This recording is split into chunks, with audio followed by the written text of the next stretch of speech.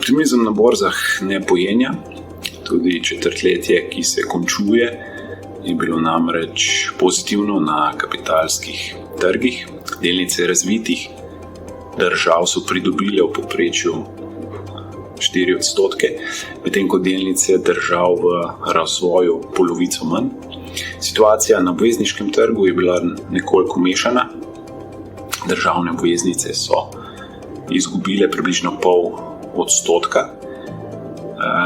Podjetniške obveznice izven naložbenega razreda v evroobmočju pa so pridobile celo 1,5%. Od regij najdonosnejša Evropa, kjer so delnice v povprečju zrasle za kar 8%.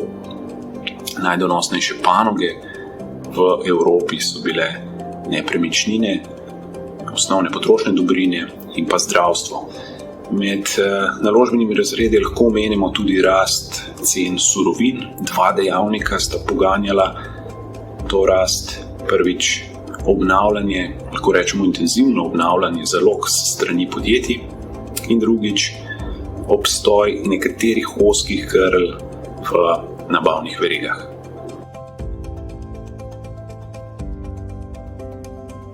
V prejšnjem naložbenem komentarju ni bilo težko ugotoviti zadeti teme, o kateri se bo v drugem letošnjem četrtletju največ govorilo.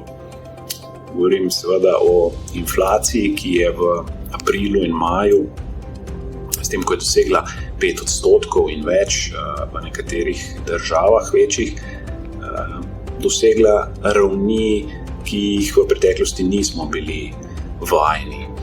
Kot smo pojasnjevali že v preteklem naložbenem komentarju, ocenjujemo, da gre za normalizacijo razmer po pandemiji. Centralni bankirji pomembnejših centralnih bank po svetu pa nas še vedno vztrajno prepričujejo, da je pojav kratkoročen, začasen. Po našem osnovnem scenariju bomo nekoliko višje ravni inflacije videli še v naslednjih mesecih, potem ocenjujemo, da se bodo te pritiski baznega leta sprostili.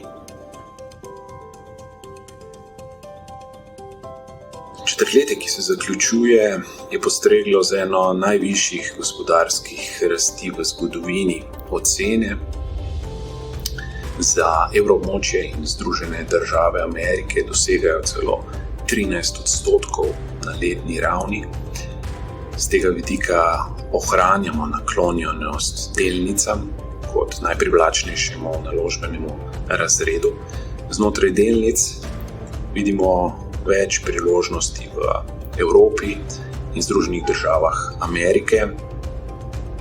Predvsem stavimo na učinke, ki jih bo imelo odpiranje gospodarstev na njun storitven sektor.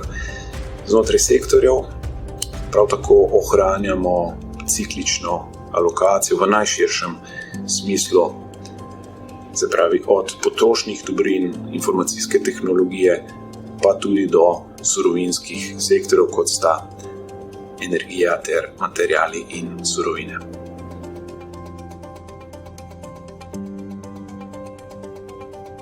Centralne banke so zopet v središču pozornosti. Fed je očitno sredi junija sprožil začetek konca ultrastimulativnih monetarnih ukrepov. Prve reakcije vlagateljev so bile nekoliko nervozne in vse skupaj nas je spomnilo na leto 2013, ko smo se tudi soočali s tako imenovanim taperingom. V družbi računamo, da bo Fed dovolj spreten v bodoči prihodnji komunikaciji o tem, kako bo spodbujevalne ukrepe umikal, predvsem pa, da bodo uspeli dovolj poudariti, da je umik ukrepov signal, da je ameriško gospodarstvo okrevalo dovolj, da tako izdatnih pomoči ne potrebuje več.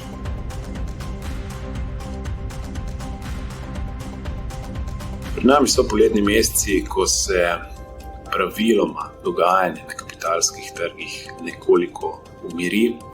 v osrednji temi našega tokratnega naložbenega komentarja si lahko več preberete o družbeno odgovornem investiranju, ki se je močno uveljavilo v zadnjih letih.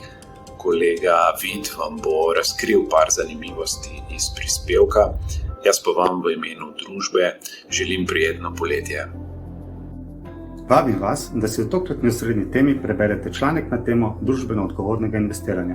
Ker je družbeno odgovorno investiranje v velikem porastu in po njemu v razvitem svetu povprašuje že kar 87% vseh investitorjev, so na mestu vprašanja, kot so, kaj pravzaprav družbeno odgovorno investiranje sploh je, kako določimo družbeno odgovorne naložbe, ali družbena odgovornost pride za ceno donosov in ali je družbeno odgovorna naložba sploh primerna zame. Odgovore na ta vprašanja najdete v tokratni osrednji temi.